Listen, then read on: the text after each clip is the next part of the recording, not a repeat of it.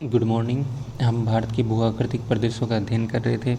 भारत के भू-आकृतिक प्रदेशों में हम उत्तर के विशाल मैदान का अध्ययन कर रहे थे, जिसमें हमने मैदान की उत्पत्ति, उसके सामान्य परिचय और उसके भू-आकृतिक विभाजन का अध्ययन कर लिया था।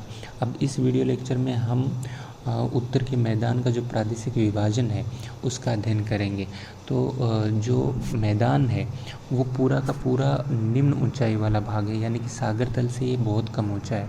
सागर तल से 150 से 200 मीटर इसकी सामान्य ऊंचाई है और इसका सबसे ऊंचा भाग है वो कौन सा है, अम्बाला सहारनपुर, जो 291 मीटर तक ऊंचा है। तो पूरा का पूरा भाग है, पूरा का पूरा ये मैदान है, ये कम ऊंचा है सागर तल से। दूसरा, इसका ढाल है वो बहुत मंद है, बहुत मंद ढाल इसका पाया जाता है। तो ये दोनों विशेषताएं इस मैदान की मुख्यतः हैं। लेकिन जलोढ़ों की विशिष्ट प्रतिरूप और इसके अपवाह की दिशा, जलोढ़ों के विशिष्ट प्रतिरूप और इसके अपवाह की दिशा के आधार पर इस मैदान को 4 प्रदेशों में बांटकर हम इसका अध्ययन करेंगे। किसके आधार पर? जलोढ़ों की विशेषता और इसके अपवाह की दिशा के आधार पर इस मैदान को 4 भागों में बांटकर हम अध्ययन करेंगे। राजस्थान का मैदान, जो राजस्थान के पश्चिमी भाग में, अरावली के पश्चिमी भाग में विस्तृत है। पंजाब हरियाणा का मैदान, जो यहाँ पर ये पंजाब हरियाणा में विस्तृत है। फिर हम गंगा के मैदान का अध्ययन करेंगे, जो उत्तर प्रदेश से पश्चिम बंगाल तक फैला हुआ है। और उसके बाद हम ब्रह्मपुत्र मैदान, ये जो आसाम में फैला हुआ है ब्रह्मपुत्र का मैदान, इसका अध्ययन करेंगे।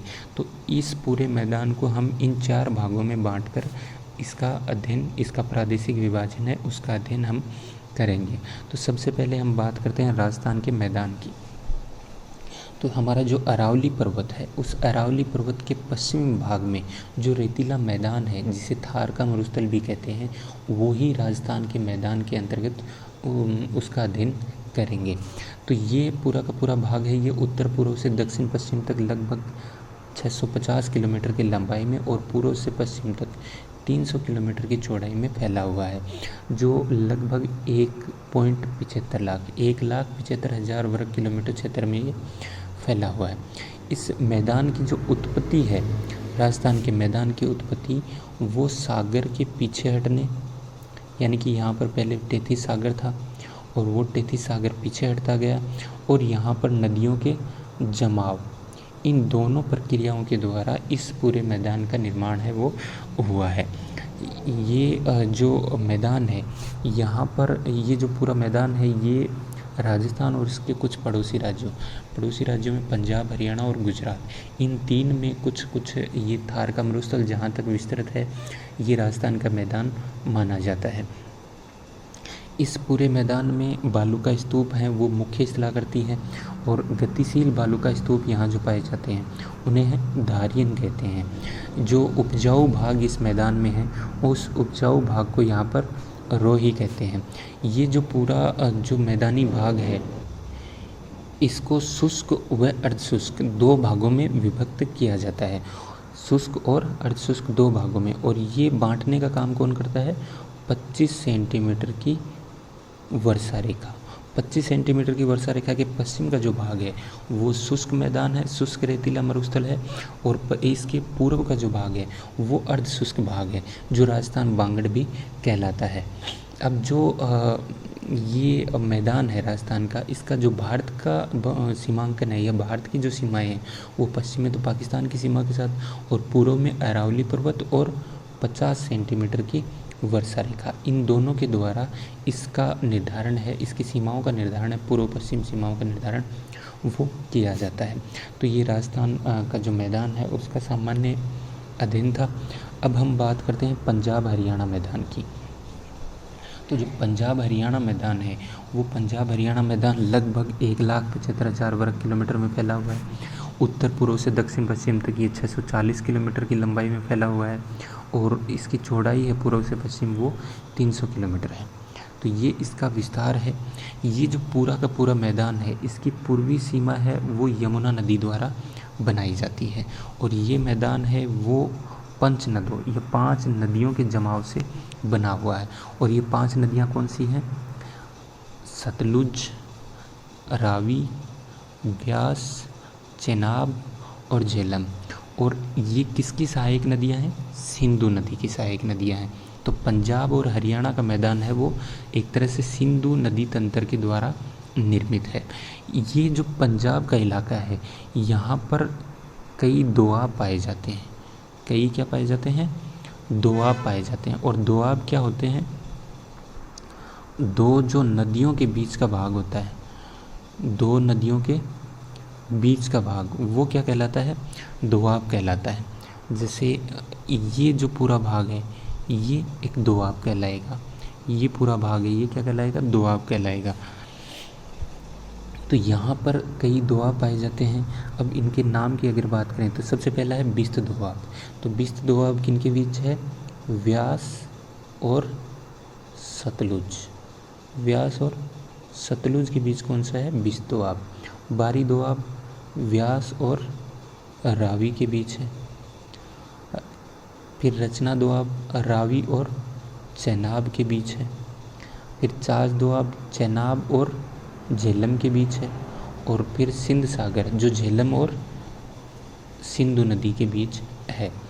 अब ये उत्तर से दक्षिण तक या दक्षिण से उत्तर तक इन नदियों का क्रम अगर हमें याद हो गया तो ये जो दोआब हैं उनका भी नाम हमें याद हो जाएगा।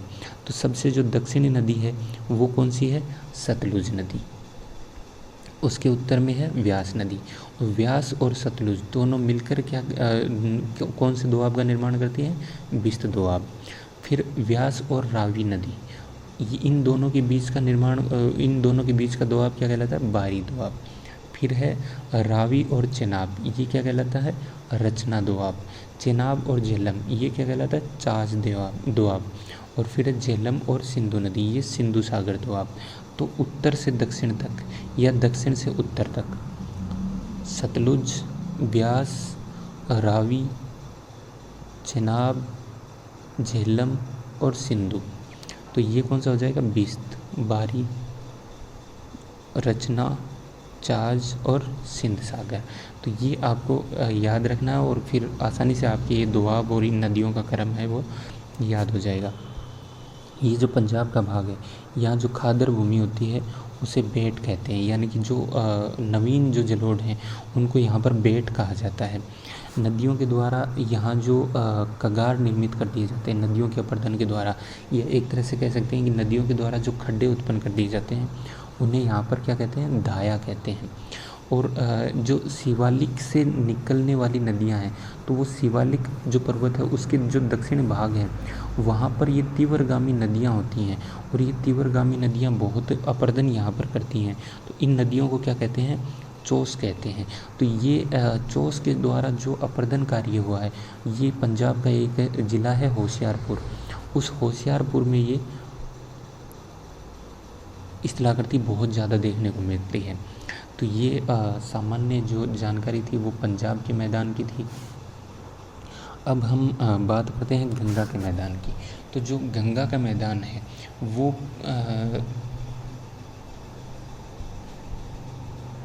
ये थोड़ा सा उल्टा लिखा गया है यहाँ पे। पश्चिम में यमुना नदी से ये यहाँ पूर्व में बांग्लादेश तक, पश्चिम में ये यमुना नदी से पूर्व में बांग्लादेश तक इस गंगा के मैदान का विस्तार है वो पाया जाता है। तो ये पीपीटी में थोड़ा गलत लिखा गया है, इसको आपको ध्यान रखना है कि ये यहाँ क्या आएगा? पश्चिम में यमुना नदी से पूर्व में बांग्लादेश तक का जो मैदान है जो लगभग 1400 किलोमीटर की लंबाई में है, वो पूरा का पूरा मैदान क्या कहलाता है? गंगा का मैदान कहलाता है, जो उत्तर प्रदेश, बिहार और पश्चिम बंगाल में विस्तृत है और गंगा और इसकी सहायक नदियों के द्वारा ये निर्मित है। इस पूरे मैदान का जो ढाल है वो पूर्व से दक्षिण पूर्व की ओर है।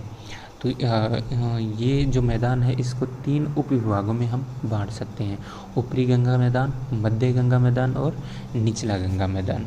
तो अब एक एक करके इन तीनों उप विभागों का हम अध्ययन करते हैं। तो सबसे पहले बात हम करते हैं ऊपरी गंगा मैदान की। तो जो ऊपरी गंगा मैदान है वो शिवालिक के सहारे 350 मीटर की जो समोच्च रेखा है वो इसकी उत्तरी सीमा का निर्धारण करती है। इसकी दक्षिणी सीमा है वो प्रायद्वीप की जो अग्र सीमा है वो इसका निर्धारण करती है। इसकी पश्चिमी सीमा यमुना नदी और पूर्वी सीमा 100 मीटर की समोच्च रेखा। बाकी जो 3 इसकी सीमाएं हैं उन पर कोई विवाद नहीं है। जैसे उत्तर में शिवालिक के सारे जो 300 मीटर की समोच्च रेखा है वो इसका निर्धारण करती है, इसकी सीमा का निर्धारण करती है। दक्षिण में प्रायद्वीप का अग्र भाग इसकी सीमा का निर्धारण करता है। पश्चिम में यमुना नदी इसकी सीमा का निर्धारण करती है। लेकिन जो इसकी पूर्वी सीमा है, जो 100 मीटर की समोच्च रेखा है, उसके बारे में विद्वानों में मत एक नहीं है। कोई इसमें 100 मीटर की समोच्च रेखा बताता है तो कोई 125 मीटर की समोच्च रेखा बताता है, या कोई वर्षा रेखा के आधार पर भी इसकी पूर्वी सीमा का निर्धारण करता है। लेकिन सबसे ज़्यादा यही मानने है कि इसकी पूर्वी सीमा है वो 100 मीटर की समोच्च रेखा द्वारा निर्धारित होती है। अब यहाँ एक बात आती है कि समोच्च रेखा क्या होती है। समोच्च रेखा समान ऊंचाई वाले स्थानों को मिलाने वाली जो रेखा होगी वो क्या कहलाएगी, समोच्च रेखा होगी। तो ये जो मैदान है ये लगभग 550 किलोमीटर की लंबाई में, पूर्व से पश्चिम 550 किलोमीटर की लंबाई में और उत्तर से दक्षिण 380 किलोमीटर की चौड़ाई में ये फैला हुआ है। ये गंगा और उसके सहायक नदियों जैसे यमुना, रामगंगा, गोमती, घाघरा, इन नदियों के द्वारा ये निर्मित है। ये जो पूरा मैदान है इसकी जो समरूपता है उस समरूपता को यहाँ के नदी तटबंध, जो नदियों के दोनों ओर नदी के जो मृदा के जमाव है या नदी के जो अवसादों के जमाव है उसी से बन जाते हैं। विसर्प, जब नदी इस मार्ग में चलती है तो ये जो होते हैं ये इसके क्या कहलाते हैं, विसर्प कहलाते हैं। जो इसका घुमावदार मार्ग है वो घुमाव क्या कहलाते हैं, इसके विसर्प कहलाते हैं। गोखुर झील क्या होती है, मान लो ये नदी ऐसे मियांडर बनाती हुई चलती है। अब कई बार क्या होता है कि सीधा अपर्दन हो जाता है, मान लो यहाँ अपर्दन हो गया तो ये नदी यूँ सीधी गुजर जाएगी यहाँ से, और ये जो भाग है यहाँ पर जल इकट्ठा रह जाएगा तो ये भाग क्या कहलाएगा, गोखुर झील कहलाएगा। तो इस परित्यक्त मार्ग, कई बार नदियां हैं वो अपने पहले वाले मार्ग को छोड़ के दूसरे मार्ग पर चली जाती हैं, तो परित्यक्त मार्ग और भूड़ जो यहाँ पर जो एक तरह से लहरदार टीले मिलते हैं उन्हें क्या कहते हैं, भूड़ कहते हैं। तो ये जो स्थलाकृतियाँ हैं वो इस मैदान की समरूपता में एक तरह से भंग उत्पन्न करती हैं, समरूपता है वो उसकी ख़त्म करती हैं। अब जो गंगा यमुना मैदान ये जो पूरा ऊपरी गंगा मैदान है इसे मुख्यतः 3 उपविभागों में आगे बांट सकते हैं। इसका जो पश्चिमी भाग है वो गंगा यमुना दोआब कहलाता है। इस गंगा यमुना दोआब के पूर्व में जो भाग है उसे रोहिलखंड कहते हैं, और सबसे पूर्व में है वो अवध का मैदान ये कहलाता है। तो ये ऊपरी गंगा का मैदान था। अब आप बात करते हैं मध्य गंगा मैदान की। तो जो मध्य गंगा मैदान है वो पूर्वी उत्तर प्रदेश और बिहार में लगभग 600 किलोमीटर की लंबाई और 330 किलोमीटर की चौड़ाई में फैला हुआ है। ये गंगा और इसकी सहायक नदियाँ जैसे घाघरा, गंडक, कोसी, इन नदियों के द्वारा ये निर्मित है। यहाँ नदियाँ हैं वो अपने मार्ग परिवर्तन के लिए जानी जाती हैं। जैसे यहाँ की जो कोसी नदी है वो बिहार का शोक कहलाती थी। क्यों? क्योंकि ये बहुत जल्दी अपना मार्ग बदल लेती थी, और मार्ग बदल लेने से वहाँ पर बाढ़ आ जाती थी। जो बाढ़ है वो बहुत ज़्यादा जान माल का नुकसान वो करती थी, जिस कारण इन्हें शोक कहा जाता था। एक ऐसी नदी है जिसको पश्चिम बंगाल का शोक कहलाती थी, वो आप पढ़ना कौन सी नदी है वो पश्चिम बंगाल का शोक कहलाती थी। ये तो यहाँ पर जो नदियाँ हैं वो अपने मार्ग परिवर्तन के लिए जानी जाती हैं। ये एक चित्र से हम समझ सकते हैं, घाघरा नदी है, गंडक नदी है और कोसी नदी है। तो ये जो गंडक नदी और कोसी नदी है, इन दोनों के बीच का जो ये मैदानी भाग है उसे क्या कहते हैं, मिथिला मैदान। एक ये नदी सोन नदी है जो अमरकंटक के जो पर्वत है, अमरकंटक पर्वत है, वहाँ से निकल कर आती है। इस सोन नदी का जो पूर्वी भाग है इसे मगध का मैदान कहते हैं। इस सोन नदी के पूर्वी भाग को क्या कहते हैं, मगध का मैदान कहते हैं। अब हम गंगा के निचले मैदान की बात करते हैं। तो ये मुख्यतः पश्चिम बंगाल और बांग्लादेश में लगभग 580 किलोमीटर की लंबाई में फैला हुआ है। इसका जो अधिकांश भाग है वो क्या है, डेल्टाई भाग है, जो सुंदरबन डेल्टा का हिस्सा है। यहीं पर राजमहल गारो गैप भी पाया जाता है। वो राजमहल गारो गैप क्या है, हिमालय के निर्माण के समय वो भाग है वो नीचे बैठ गया था, बाद में गंगा और ब्रह्मपुत्र नदियों ने उसमें जमाव किया है, तो उसे राजमहल गारो गैप कहते हैं। ये जब हम प्रायद्वीपीय पठार पढ़ेंगे तब और ज़्यादा क्लियर आपके हो जाएगा। अब हम बात करते हैं ब्रह्मपुत्र मैदान की। ब्रह्मपुत्र मैदान है उसका अधिकांश जो भाग है वो कहाँ है, असम राज्य में है। अधिकांश भाग है वो असम राज्य में है। ये सदिया से दुबरी तक पूर्वी जो भाग, जब ये पर्वतों से निकलकर मैदानी भाग में प्रवेश करती है तो वो क्या कहलाता है, सदिया। वो जगह कौन सी है, सदिया। और इसका पश्चिमी भाग जहाँ से ये नदी बांग्लादेश में प्रवेश कर जाती है वो कौन सा है, दुबरी। तो ये सदिया से दुबरी तक 720 किलोमीटर की लंबाई में और 60 से 70 किलोमीटर की चौड़ाई में ये मैदान है वो विस्तृत है। ये मैदान है ये पश्चिम को छोड़कर बाकी 3 और पर्वतों से घिरा हुआ है। पश्चिमी भाग है उसके अलावा तीनों ओर से ये पर्वतों से घिरा हुआ है। और हम अखबार और न्यूज़ चैनल वगैरह पर देखते हैं ये जो भाग है वो हर साल मानसून में हर साल बाढ़ की चपेट में आने वाले इलाकों में है।